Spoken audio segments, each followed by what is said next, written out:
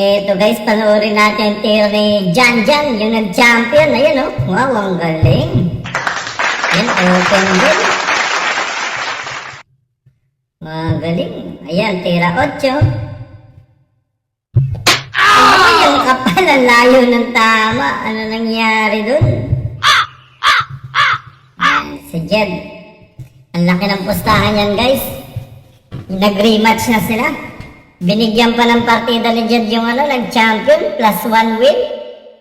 Napakahalimaw naman ni Jed. Ayun oh. Wow! Grabing tira yun, parang natutulog lang. Pwedeng ipusta dito yung lola at lolo natin para dumami. Ayan oh, napakagaling. Pwedeng ipusta yung pang-almusal dito. Pag natalo, tubig na lang muna. Ang galing-galing naman ni Jed. Last ball. Grabe guys, tinambakan niya dito si Jan Jan, yung second nilang paghaharap. Ayun, grabe naman, bali wala.